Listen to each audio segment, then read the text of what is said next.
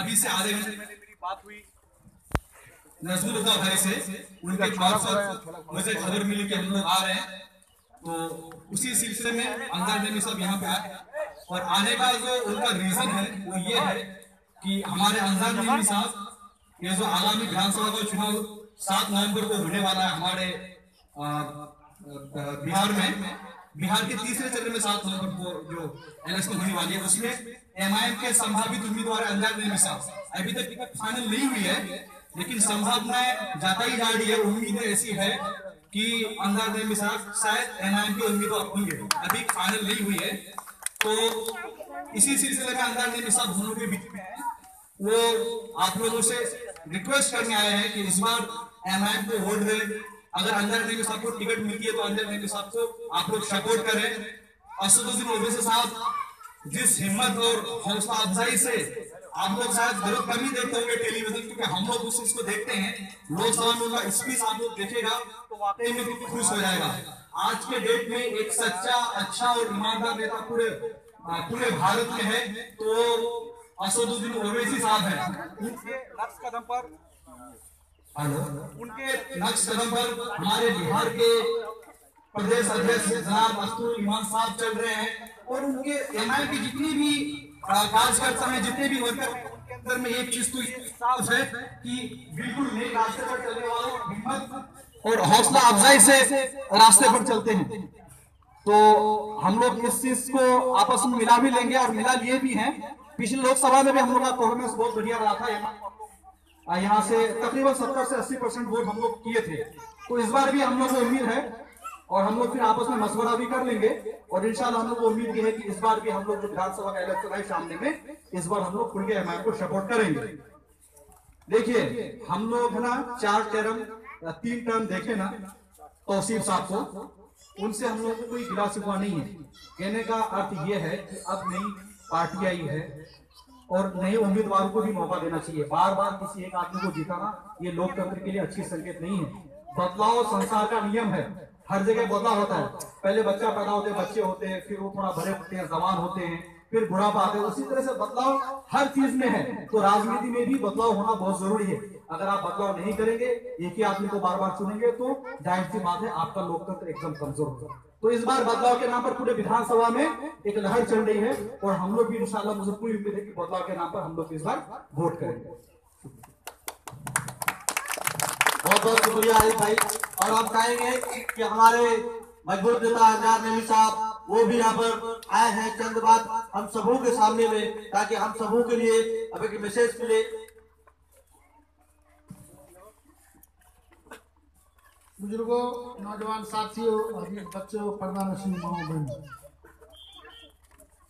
लगभग हम लोग 3-4 महीने से गली गली घूमने का काम किया, हर मोहल्ला घूमा, हर गांव घूमा। हमने देखा कि ये जो 16 साल हम लोगों ने जिस विधायक को दिया मौका, अगर आप इलाके का जायजा लेंगे तो आपको ऐसा महसूस होगा कि हमारे इलाके में कोई भी काम आप लोग, मैं समझता हूँ आप लोग इसके खुद ही भुक्तभोगी हैं कि आज तक आपके गांव में पहुंचने के लिए एक अच्छी सड़क तक नहीं है। ये स्थिति है हमारे क्षेत्र का, आपके यहाँ ही नहीं, मैं समझता हूँ हमारे इलाके में बहुत सारी गांव ऐसे हैं। तो आप लोगों के यहाँ तो कम से कम पैदल चल के आया ही जाता है, और जगह आप पैदल भी नहीं चल के जा सकते हैं। इतना मतलब पानी आपको 1 कमर पानी ये करके पार करके तब जाना पड़ेगा, ये स्थिति है। तो बदलाव के लिए उनका अगर सारी नाकामियों को गिनाया जाए तो नाकामी आपको दिल खत्म हो जाएगा, फिर भी नाकामी खत्म नहीं होगी। तो बेशक लंबा चौड़ा में नहीं जा करके मैं असदुद्दीन ओवैसी साहब के बारे में बताना चाहूंगा कि पहले लोगों के पास विकल्प भी नहीं था। लोग वोट करे तो करे किसको, लोग मजबूरी में कभी महागठबंधन के नाम पर, कभी कांग्रेस के नाम पर वोट देते आए और वो जीतते चले गए, जिसका नतीजा है कि हम लोग का इलाका पिछड़ा का पिछड़ा रह गया, आज तक कोई विकास नहीं हुआ। यानी हमारा इलाके की बदनसीबी है कि ये आगे बढ़ने के बजाय समझिए 20 साल पीछे चले गया है हमारा इलाका। ये स्थिति है आज हमारे इलाके की।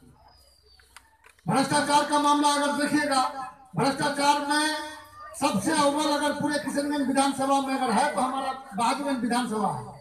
चाहे वो थाना का मामला ले लीजिए, आपका इसका अंचल का मामला ले लीजिए, प्रखंड का मामला ले लीजिए, हर जगह हर जगह मामला भ्रष्टाचार, कहीं बगैर लेन देन के आपका काम हो ही नहीं सकता है। ये स्थिति है हमारे विधानसभा क्षेत्र का। इस बार लोगों के पास मौका भी है और हम समझते हैं लोग भी तैयार हैं, बदलाव के मूड में है पूरा इलाका, पूरा विधानसभा क्षेत्र। तो हम जो कह रहे थे कि असदुद्दीन अवैसी साहब, आज जो हिंदुस्तान के जो हालात है, जो हमारे यहाँ जो आज हमारे खिलाफ जो साजिशें रची जा रही है, इसके खिलाफ में अगर कोई आवाज उठाने वाला अगर कोई शख्स है तो असदुद्दीन अवैसी साहब है। चाहे वो ट्रिपल तलाक का मसला हो, चाहे सीए का मसला हो, एनआरसी का मसला हो, एनपीआर का मसला हो, यानी जो भी मसले हम पर थोपे जा रहे हैं, आज जो भी कानून आज हम पर थोपा जा रहा है, इस सब के खिलाफ अगर लड़ने के लिए कोई मर्द मुजाहिद है तो हमारे असदुद्दीन अवैसी साहब हैं। और उनके कंधा से कंधा मिलाने के लिए हमारे अख्तरुल ईमान साहब आपके बीच आए थे, लेकिन कुछ हमारे बुजुर्गों की वजह से जो उनका साथ नहीं दिए, अब वो खानदानी कांग्रेस कह करके कांग्रेस में चले गए, जिस कारण ये सीट नहीं निकल सका। अगर आज वो होते तो हमारे इलाके की हालत अलग होती। आपने देखा होगा कि आपके बीच में जो सैलाबदा गाँव आपका है, आपका भी गाँव तो सैलाबदा ही इसमें ही आता है, लेकिन अभी महलपट्टा का आपका जनान भाई जो है, आपको देखा होगा कि जब सैलाब आ गया था, गाँव कर रहा था, तो वो एमपी साहब को फोन किए थे। तो क्या उसका आपने वीडियो भी वायरल हुआ होगा, उसका ऑडियो तो आपने देखा होगा कि हमारे एमपी साहब का क्या रवैया है, बात करने का क्या अंदाज था। तो ये स्थिति है।